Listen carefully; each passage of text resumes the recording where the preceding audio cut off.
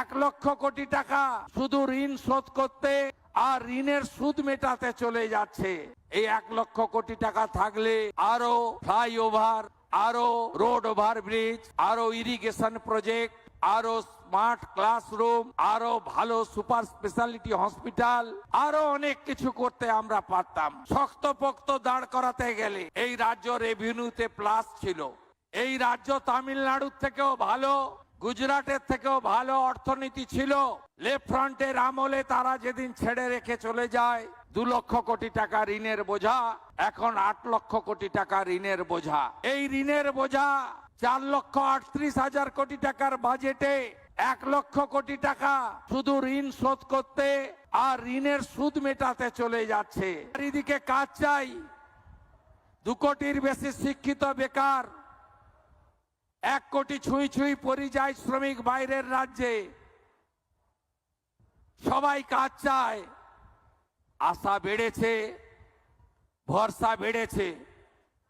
গত বছর স্নাতকে, গ্র্যাজুয়েশনে যত ভর্তি হয়েছিল, এবারে তার থেকেও বেশি।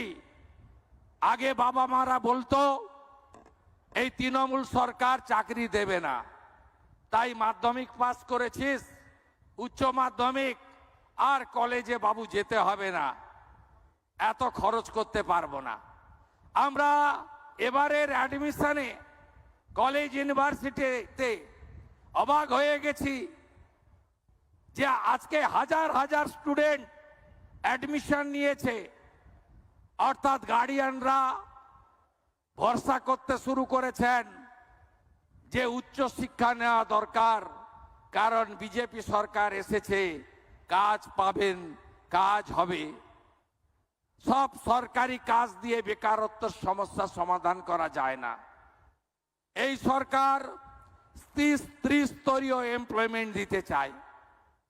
আগামী কয়েক মাসের মধ্যে 1,00,000 সরকারি চাকরি যেমন হবে, মেধা অনুযায়ী হবে, তার সাথে বেসরকারি বিনিয়োগকারীরা যত এই ধরনের তাদের প্ল্যান্ট এক্সপেনশন করবে, নিউ প্ল্যান্ট লাগাবে, এই প্ল্যান্টকে কেন্দ্র করে অ্যান্সিলিয়ারি তৈরি হবে, তত বেশি করে আমাদের ডাইরেক্ট এবং ইনডাইরেক্ট এমপ্লয়মেন্ট তৈরি হবে।